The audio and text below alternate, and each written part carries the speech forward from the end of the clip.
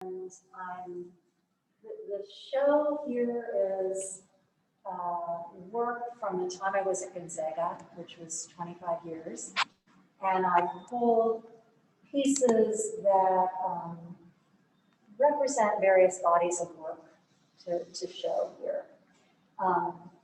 Everything, often, most of my work is about the interconnectedness of forms in nature. So I'm seeing that in so many of the pieces that I'm working with. And I'm going to talk about 3 ideas that I've carried through in a lot of work. One is the skin prints, and the other are the portraits, and then the nests. Not necessarily in that order, but I'm going to start with this piece. So when I draw the figure, I'm very aware that I'm drawing these marks that are coming around, being very topographical as I draw the figure. And so I'm thinking of it more in terms of landscape. And as I work with that, I'm really aware of when you get down into all these little lines in the form, how much it reminds me of skin patterns. And again, that interconnectedness of forms in nature. So I was in a show, the Tom O'Day curator, I just wanted to get the year here. It was 2003 at SFCC. And the concept of the show that we were supposed to respond to was private-public space. And so I thought, well, what represents the divider between public and private space more than skin? And so this was the piece that I did for that. And so what I've got is these large 4x8 foot blocks of wood carved with skin patterns. So I took prints, ink on my hands and on my feet, and printed those, and then I would put them onto acetate and project them up on these big blocks of wood, redraw them, carve them. And then one thing I'm really interested in printmaking is that once you create the matrix, which is the repeatable block of wood or plate, it could go in so many different directions. And there doesn't need to be one solution. And I love the idea of being able to take these blocks of wood or plates and kind of paint with them selectively, as opposed to always doing an identical addition. So with these blocks, you know, I would have them laying out on my printing area, and I would ink up sections of them and take my roll of paper, this is a big roll of mulberry paper, and hand rub certain sections, and then re-ink in a different way, and overprint, keep moving this paper and moving these blocks around, and printing on both sides here.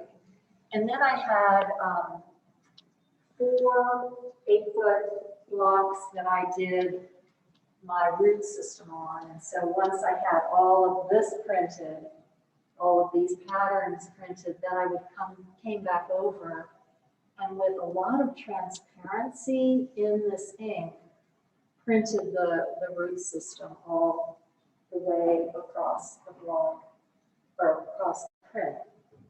And when I got finished, just to make it even more skin-like, I waxed it. So this paper is waxed. So that was the first of the prints using the skin patterns, which is something that I've used over and over again, and I'm going to show you some more pieces and talk about them with this idea. And I brought some plates, also one that has, it's carved in one of the skin patterns. And I also want to say, feel free to ask me questions as I go along. Don't feel like you have to wait and just listen, okay? So we're going to go for the next piece into the room, the other room here.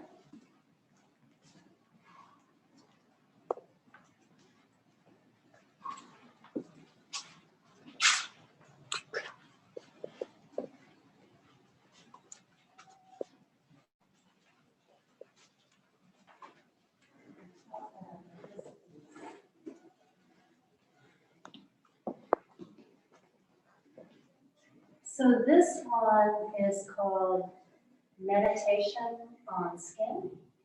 And originally there were 100 of these, but because it's a modular piece, I can adapt it to whatever kind of wall I have in a particular gallery after the piece. So I think this has about 48 or so pieces. So this piece is really means a lot to me because I did it in 2005. My husband had had a stroke, and so with his care, his needs, I didn't have a lot of time to work, and I had a show coming up. So I would get these moments to go into the studio, and I was using prints from my hands and feet and his hands and feet.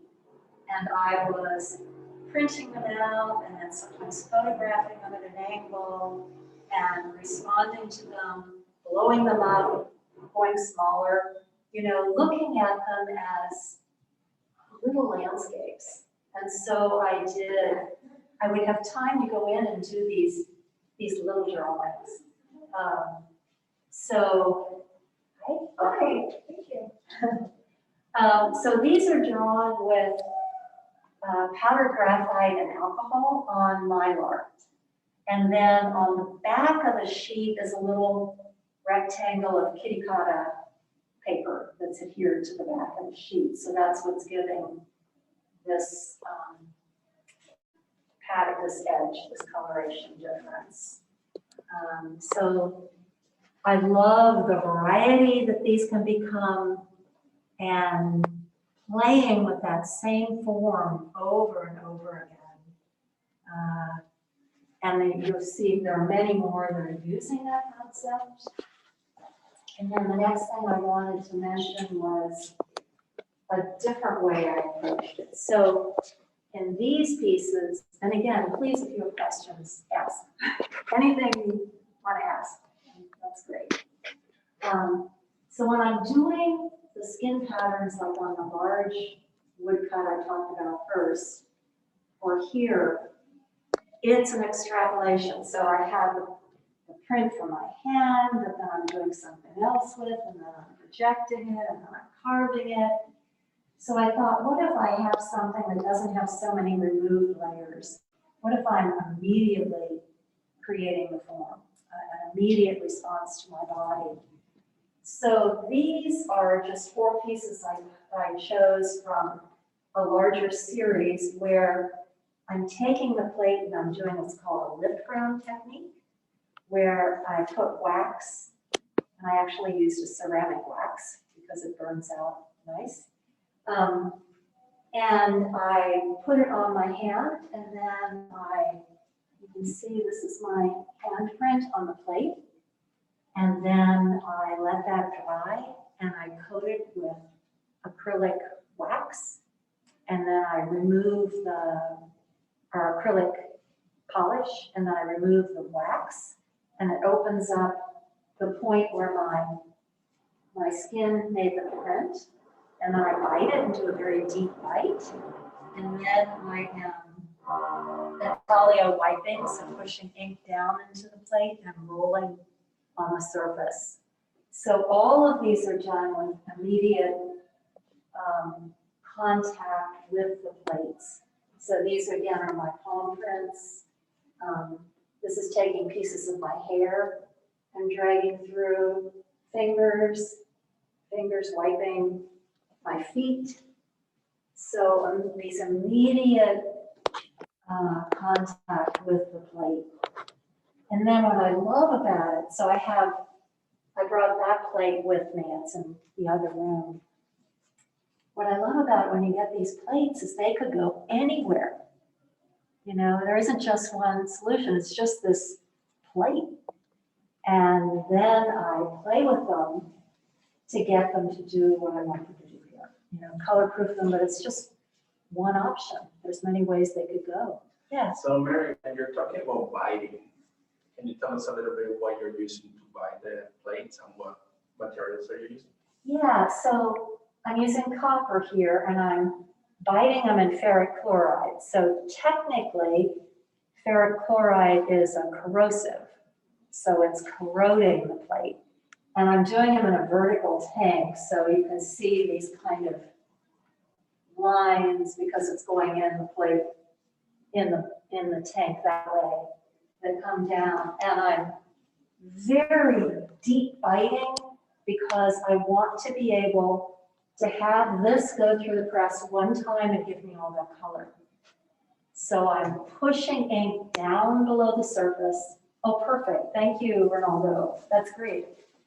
So you can feel this, feel how deep that is. And so I can push, I put the ink in there and then I wipe the surface clean. So there's nothing on the surface. The ink is in here. And then I roll the ink. And the tricky part is because I never had a roller big enough, I had to roll it this way, feather it up, and roll it that way, feather it up. So, and then I'm wiping in the intaglio part various colors at the same time. And I'm doing a blend roll. So I'm getting all of that one time through the press. Yeah. Pretty amazing. But look at this. This could go anywhere, right? I mean, I think that's really fun. And then these become beautiful. I mean, these are just the part that nobody sees, but you can see all the detail of skin pattern that comes up in there, in that process. So just another way to take an idea and just really push it and explore it and see where it's going to take you. Was it important for you to have this read as your physical body, or because when I saw these the first time, I just thought these were just beautiful, but I did not even see the body parts in them at all. Actually, I love that you don't, because to me these become like little maps, right? And this becomes something they become kind of visceral or space, like either internally or externally. It's hard to have kind of a scale. Yeah. They fit, and that's what I want you to see. But the way that I got there, so there's so much about printmaking that an idea develops out of process. And I love that about it, because there's things that you're doing in the process itself that generate directions you can go with an idea. So yeah, I'm not necessarily, it's good that you don't just look at it and go, what's her hand, right? I mean, to me, this one is called Fjords, and that's what I think of when I see it. So, yeah. Awesome. I'm kind of curious about, we see in the other room a lot of figurative work, right? You have this really strong drawing skill with you, which is amazing. But then in this one, you're working more into abstraction in a way. Can you tell us a little bit about that transition between using the body as something that you can observe and then represent, and then just using your physical body in order to make the mark? To be quite honest, I don't see them as different. I understand that when you look at them, they're different, but I'm not thinking of that in terms of how I'm approaching the work. I think of that more in how I think people might respond to the work. Do people respond to it more when it's something they recognize? But for me, creating it, it's all a piece. I don't really separate that out. I think, it's an interesting question. And I think that it's really fascinating for me to observe how people respond to the difference between the different pieces, and how they take them in. You know, sometimes there's something more neutral about seeing something like this than seeing the figure, but sometimes people respond more to the figure because they recognize it. I don't know, but for me, working the piece, I don't really think of those. I see an element of this in the figurative and an element of the figurative in this. I think they're very interrelated, bits and pieces and parts. You know what also I think is related, the thing that I really respond to is gesture. And so I find gesture, you know, as long as there's gesture, that is probably more than anything that I'm responding to when I do the drawing, whether it's something like this, or it's in a figure, and it's a root system or a nest, or it's trying to get that sense of gesture through the pieces. Yeah, but interesting question. Okay, so I was going to move us back again then to the other room. So I'm not talking about everything, but if there's something that you particularly want to ask a question about that I haven't talked about, please feel free. This is your chance.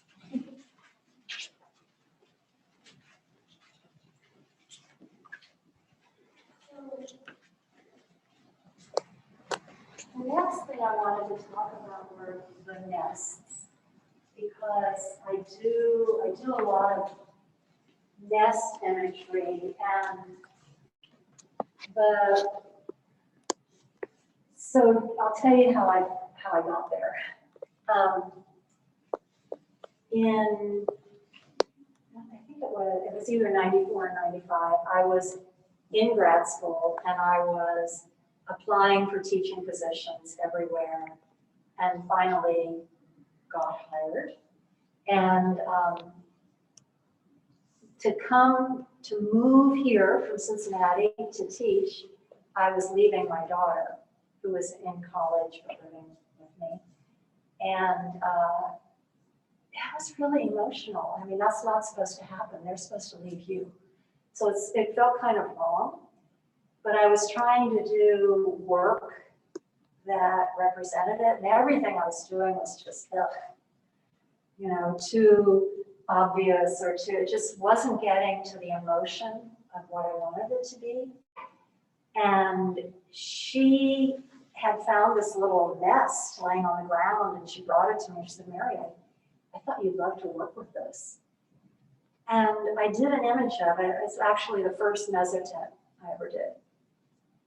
Was so powerful. It's like this had everything in it that I wanted to say in that form. It was like the power of metaphor, you know, the power of this like talisman, this object. And it really made me realize what I wanted those forms to be. And so I continued to work with that form. When I work with them, and they have nothing to do with birds, you know, they're about family and home and, you know, all kinds of deep emotions and feelings. And different nests that I work with can kind of generate their own narrative. So, for instance, this one is very cradle-like. This one was from a series I call the Migration series. So it's like a boat washed up on shore in moonlight.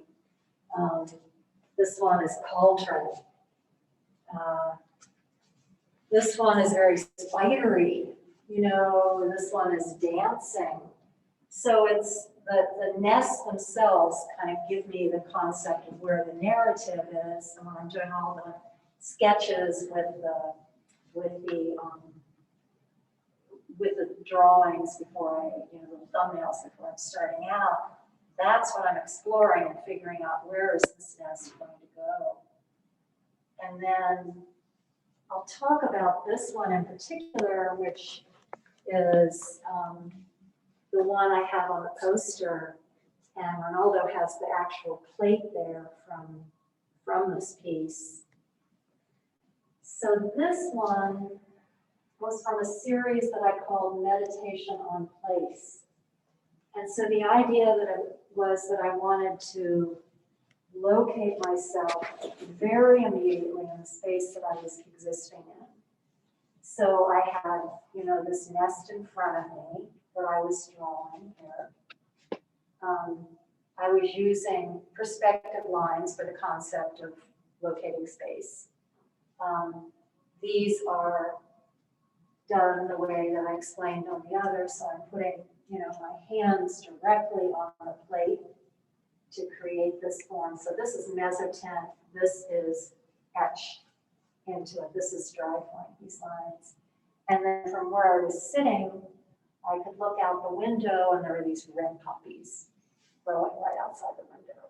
So it was responding to all of those things from where I was in a location in space.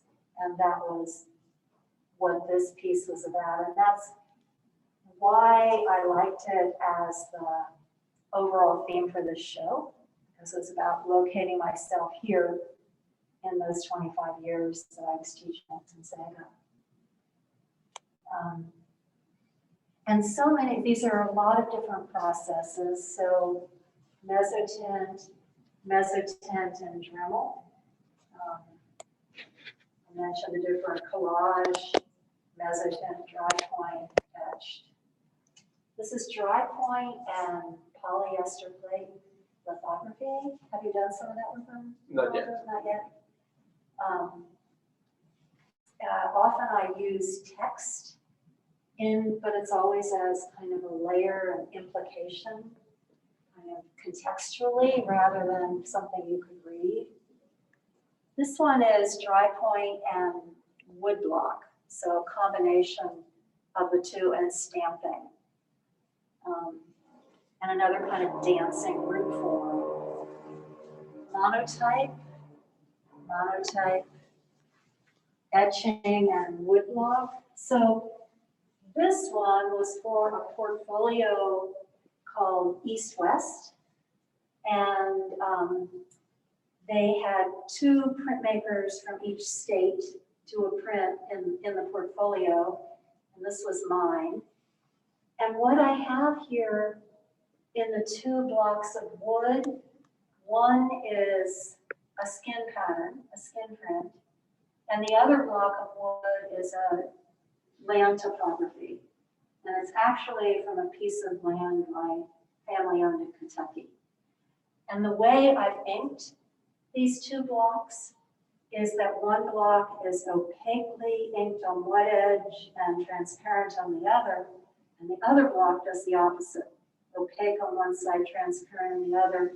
So on one side the skin takes over, and on the other the land takes over, so they kind of merge into each other by the way they were inked. Monotype, mezzotint, and this one, woodcut, is it is a nest-like form that is actually drawings of my hands and my daughter's hands laid together. And so there's like a flat of wood and then the black woodcut. Anybody have any questions? I would love to know at what point in your creative process you name all of your pieces, because I can tell that all of your names really kind of captivate the story. It's interesting. Sometimes I know a name from the very beginning. It's about what the thing is going to be, and sometimes it is just excruciating. I've finished a piece. I have a general idea what I'm thinking about the piece, but I can't come up with the right name. To me, the right name is so important because it can add this third layer to what you're doing. It can help people kind of go in a particular direction if it's a good title. And it's not always easy to have. Sometimes it's excruciating for me to come up with a title. And it's very tempting to say untitled. But I try to just do that selectively because becomes a real pain eventually to not have, know what piece somebody's referring to because it's not titled. Or a gallery, having all these untitled pieces is not easy. But yeah, it's an interesting question. Sometimes I know ahead of time, and other times I just struggle to come up with a good title. Yeah. Mary, oh, sorry. No, please. I have a question. So in the creative process, because we can see that you're very prolific, right? You're often producing a lot of work. Is there a point where, or any of these pieces, you have to take a break from it? Like you were working on it, you couldn't resolve, you put it away, and then you came back a long time later and give it like a second try or a third try? I'm trying to think going around here. So some of them, like monotype, that can't happen because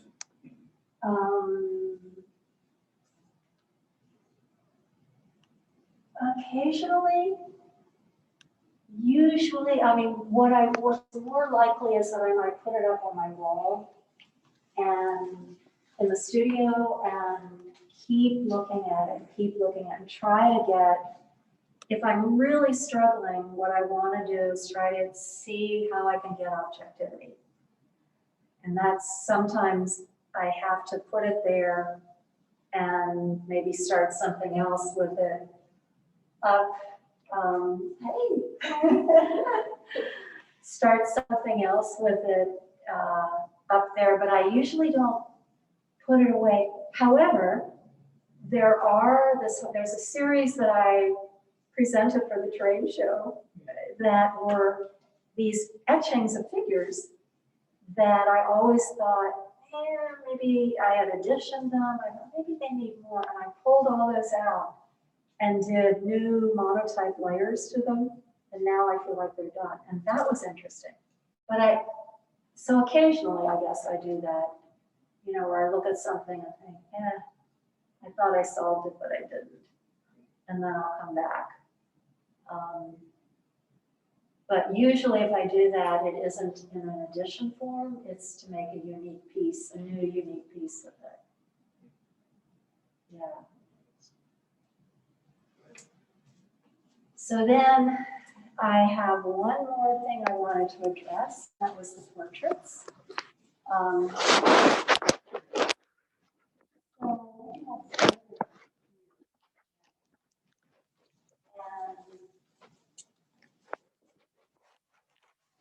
So my favorite, when I'm doing figures, I really like to work with, to become familiar with a face or a form that I'm working with. When I'm using a model, I like to get a model that I really respond to and use that model repeatedly until, unfortunately, they move away or whatever. Very, very sad. And then I also use my family. So I've done images of my husband who has this wall on both sides and self-portraits, which I've done many. It's sort of a tradition of an artist because you're there, right? You observe yourself and you're free. And you can get something, you can present all these different sides of yourself because none of us is just one piece, right? We're all these different elements mixed together and personality aspects. And my husband, that is a face I know, that is a face I've touched, that is a face I'm very familiar with. And it's also a face it's also a model that I can say, hold still. I don't have to be so nice. He will tell you that. So these, just to point out, technically on these, So the ones on the other side are woodcut. These are two different things going on. So this sections of this are rocked like a traditional mezzotint, but then the face is drawn with the rocker. So I'm taking the rocker and drawing the forms with it, and then coming back in with little roulettes and dry point tools and drawing. So what I love about that, both the marks it makes and the way it challenges the drawing, and there's something unique I get because I'm forced to use these tools that I really enjoy. So in here, same thing. This is rocked like a traditional mezzotint. This is rocked differently, not fully, so that I can have a little bit of tone. And then the face is done again in that same way, where the rocker, and you can see the marks, very distinctly, where the tool is coming across and creating that face.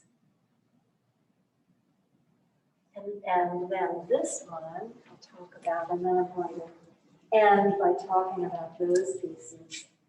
So this one is from a piece of a larger print block, and I did a whole series where I was taking pieces from these blocks and calling them short stories. So this is a section, and then I've inked up selectively parts of other blocks and created a whole different variety of these, and then it is adhered, so I can print by hand, and then it's adhered to this other block. So it's a way to, again, get a whole lot of different variety from the same block. And then the last thing I'm going to talk about are these monotypes. And there's these two and the one on the other side. And I'm very happy to show them because they've rarely been shown. I consider them very personal, but then also the way I've approached these was unique from the way I approach my other monotypes. So often when I'm doing a monotype, I'm putting the ink down, I'm creating the, like an initial drawing, and then I'm adding layers on top of that. So in these, my goal was to not create the full drawing in any one layer. So I'm starting with some elements and then adding some, starting with some more, adding some, so that the form is developing through the process. So I found that to be really interesting in kind of the metaphor of the portrait too, and the emotion that I was getting to at the time I did these. These were 2012, and so there's also the figure on the back here.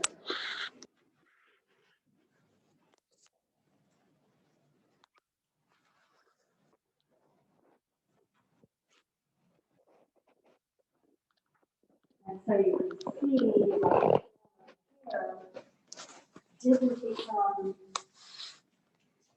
wasn't there until I started, coming back in and adding some of these layers. So it's all developing in through the process as I'm doing it, which is a different way of approaching it that I found really interesting. In fact, I want to get back to doing some pieces that way again. I have to think differently to do it, so I have to get into the zone to think that way. But that's what I wanted to present. I just sort of picked these out as various ones to talk about. But you're welcome to ask questions about any of the others that you wanted to. Anything else I have here, process-wise or concept-wise? I still have a question. Can you tell us a little bit about the role of intuition in the way that you work? The role of intuition, because you're saying like, I mean, sometimes you don't know when a piece is fully done. Right. Like, how do you, in what moment in your career, you started like realizing that you can trust that intuition, and how is that working into work that you're doing? I think it does come to a point where you have had enough times that you've done something and you've seen that even though it feels like you have no idea where the piece is going, at some point, that's okay. You get comfortable with that feeling because you know you can pull it off. And I think that the more that you do that, the more you have trust in yourself, that it doesn't matter if you take yourself some really weird place in the piece, at some point that you're going to resolve it. It doesn't mean that everything's a success. I have many pieces that, I go, put it down, say that one just from the beginning wasn't going where I needed it to go. And then I move on to something else. But I think it's just a matter of getting comfortable with the in-between stage, if that answer makes sense. That stage where it's still a little bit unresolved. And does that answer what you're asking? Yeah, it seems like getting comfortable with the big question, right? Or like the uncertainty when things are kind of like in between, right? And things can be uncomfortable, art can be uncomfortable. I mean, it can be painful. It can be not fun until it resolves. But there's just, I don't know, some sort of a joy in the masochism of it all, of getting in there and doing it and doing the work and enjoying the process. I mean, I don't think you like printmaking if you don't like process. Probably the same with ceramics. You have to love process. And process always involves steps. So you always there's stages that you're doing it, as opposed to say a drawing or a painting where you're immediately seeing what's happening, as you're doing it, it's right there. Printmaking, you have this opportunity to put something down and go, okay, that's what I got, now I'm gonna add this to it. Okay, now that's what I got. Now, what happens if I do this? Okay, I think now it needs this. So you have all of this give and take and back and forth that you can do that's so, can be so rewarding, if you enjoy process. If you don't, you're not going to like it. Yeah. Anybody else?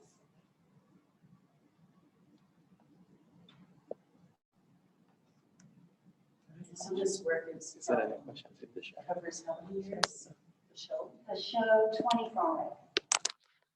And this is like a tiny pittance during that time. So my goal was to try to have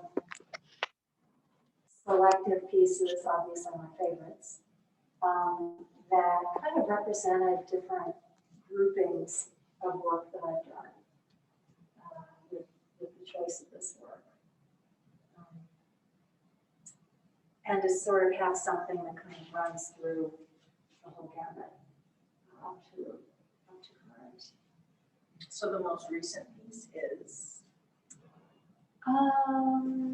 Most recent.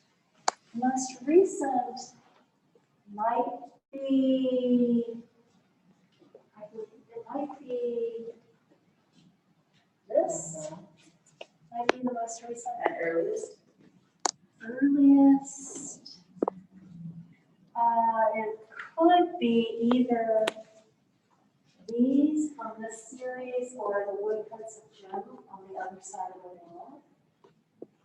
So it could be either of those, I believe.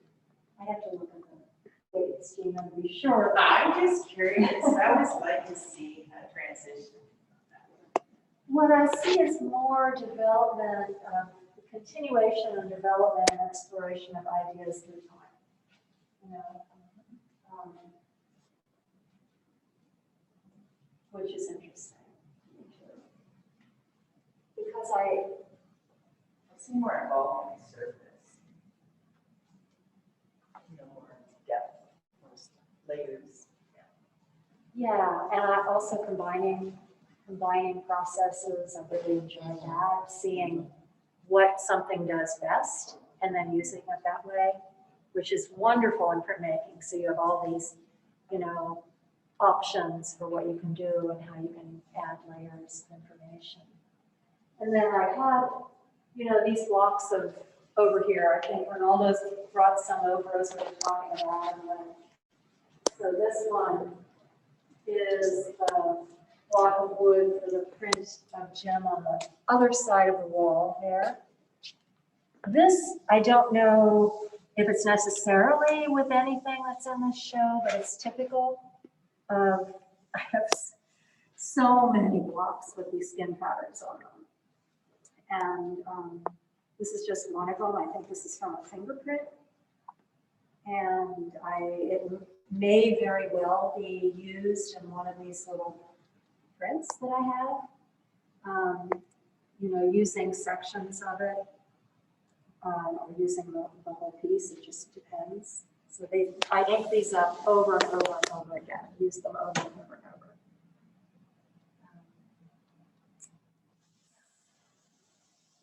How long did these take To carve? Yeah. So different ones take different times, and to be honest with you, I can't tell you an exact hours of time because I don't recall. I'm not going to recall that. Certainly, this would take more time than this. Something like this takes a lot of preparation because a mezzotint, you're spending a whole lot of time preparing the block before you even creating that surface with the rocker before you even get to the point of doing the drawing. So that's what takes the most time. But then there's proofing. So once everything's done, then there's proofing and responding, proofing and responding, proofing and responding. So I often will end up with like maybe 12 pieces before I finally decide where I want to go, 12 proofs on something like that. So it's hard for me to give you an actual time. I mean, that's often what people ask, and it's not something I really keep track of. But, yeah, so something like this would have started with a drawing. I think that one a drawing, then I transferred the drawing. So directly from the model, transfer the drawing to the block. This would be projecting up onto the board from one of my skin prints, and then redrawing it. You can see the marker where I drew it, and then carving it.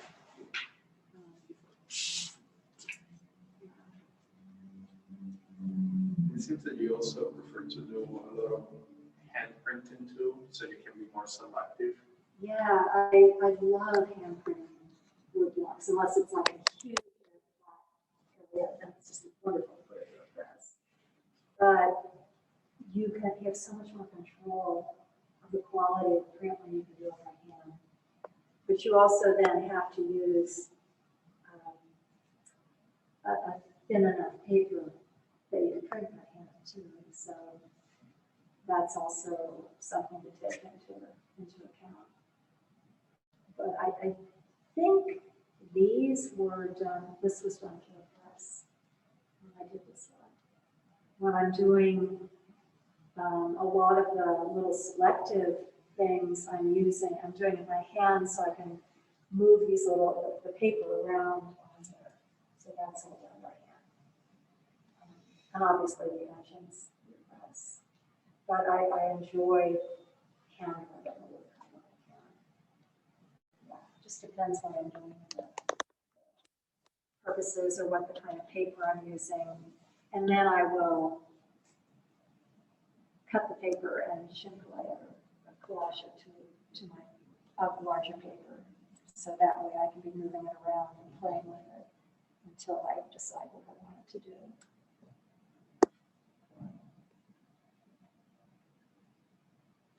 Anybody else?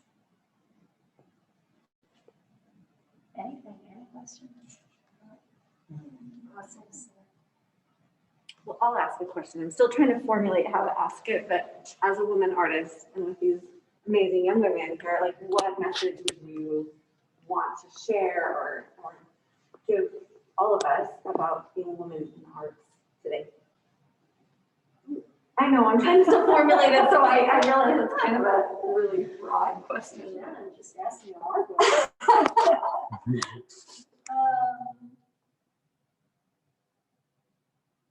Well, I mean, there's the big, broad question that like the Guerrilla Girls approach years ago, which is women actually being given a forum in the art world.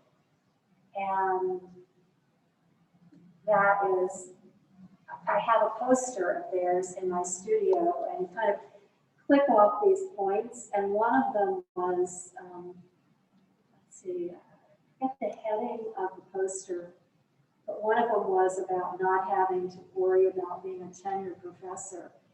Here I am. It's like, well, so some things are very much changing in that arena.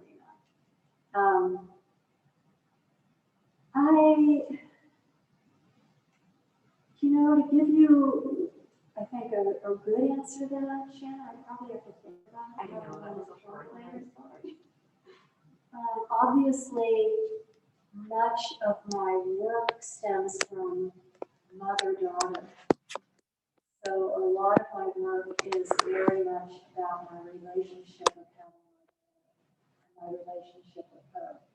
So that's just speaking from my unique position as her mother and what I get from that.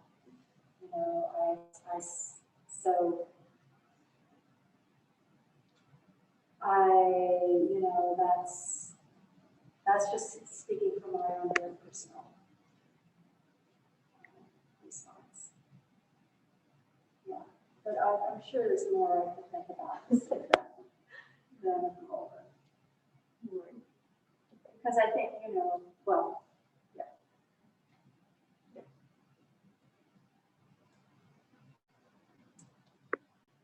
Anything else?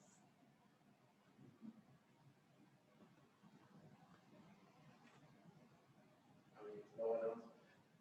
So we see that, most of your work is definitely, two-dimensional, right? But then you have this installation and one in the back. Do you see yourself trying or working towards something three-dimensional again now in the new path that you have as a retired, I would love to. I don't know what that would be. I think it would have to stem out of an idea taking me there rather than the form dictating it. Because this one was very much the idea and the placement in space gave me the structure of it. I've also done, with these same blocks, enormous scroll pieces that they hang on a wall. I actually, what I would really love to do is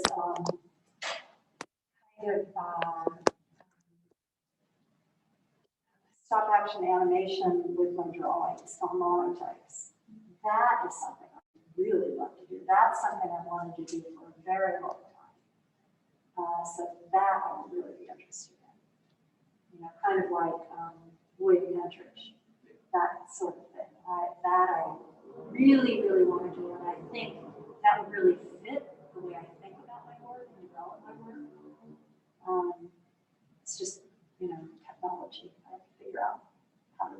But that's where I'm going to go. And you were doing monotypes, you said? Well, it could be monotype, it could be drawing. Okay. You know, it might be easier with drawing, but it would be, that's something I would really like to do. I've wanted to do that for years. Because you can take that gesture that you love so much and make it. Right. Right. Right. Right. So I think about that. I think that would be amazing. That I really want to do.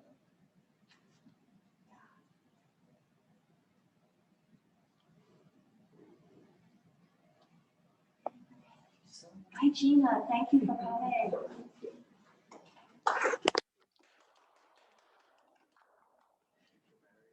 Thank you so much. Yes. Were there any questions online? No questions, but people have been thanking you in the past 5 minutes. So. Okay, well, thank you, everybody. Thank you. So then I could show them that piece on the back of this block. Sure, yeah. I got to listen. I give you my Yes, please. Oh my God. Oh,